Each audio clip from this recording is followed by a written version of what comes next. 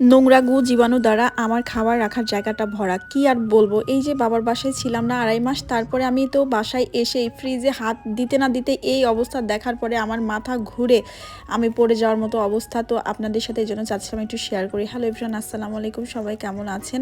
আশা করি সবাই ভালো আছেন, কিন্তু আমি তো ভালো নাই। ভালো থাকি কি করে বলেন? এই তো আমার পুরো বাসাটার কি অবস্থা তো ছিলই, সেগুলো তো পরিপাটি করেছি। আমি কয়েকদিন সময় লেগেছে এগুলো করতে, কিন্তু আমি যখন ফ্রিজে মাছ মাংস এগুলো রাখার জন্য বাবার বাসা থেকে কুরবানির মাংস নিয়ে আসছিলাম, সেটা যখন ডিপ ফ্রিজে রাখতে যায়, ডিপ ফ্রিজের অবস্থা কাহিল দেখার পরে সেটা আমি তৎক্ষণাৎ জার্নি করে আসার সাথে সাথে ড্রেস না খুলেই আমি আগে ফ্রিজ পরিষ্কার করেছি, কারণ 4-5 ঘন্টা জার্নি করে আসছি, 4-5 ঘন্টারও বেশি আর কি। তো ওই জার্নি করা অবস্থায় মাংসগুলো অনেকটা নরম হয়ে গেছে, তো আমাকে তৎক্ষণাৎ রাখতে হবে জন্য আমি ডিপ ফ্রিজটা মোটামুটি ওই সময় আমি অর্গানাইজ করি করে আমার সমস্ত মাছ মাংসগুলো আমি রাখি।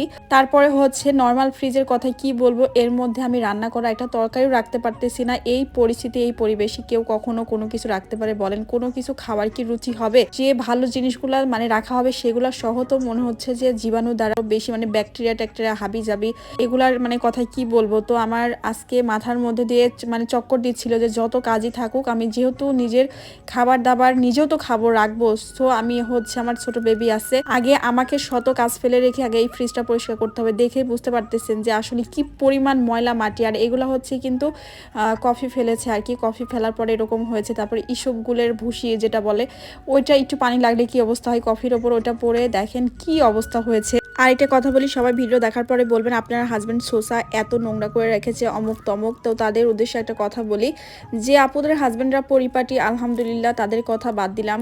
অনেক ছেলেই আছে মেয়েদের মতো রান্না বাড়া থেকে শুরু করে অনেক কিছু কিন্তু পরিপাটি করে করে ফেলতে পারে, মেয়েদের থেকে অনেক ভালো পারে, সব কিছু পারে, রান্না বাড়া ঘর গোছানো সব কিছু। কিন্তু কিছু ছেলে আছে দেখবেন যারা অনেক কিছু পেরেও পারে না, আবার কিছু ছেলে আছে যারা জন্মগতভাবে কোনো কিছু জানেও না পারে না। তার মধ্যে আমার হাজব্যান্ড সত্যি কথা বলতে ও এইসব ব্যাপারে একেবারে জানে না যে কোথায় কি গোছগাছ করে রাখতে হবে। কিন্তু ওকে আমি একটা কথা বলতে চাই, মাঝে মাঝে ওদের মতো ছেলেরা আর কি মজা করে বলুক আর যেটাই বলুক, যে বলে যে হ্যাঁ আমরা বেশ একাই চালিয়ে নিতে পারবো।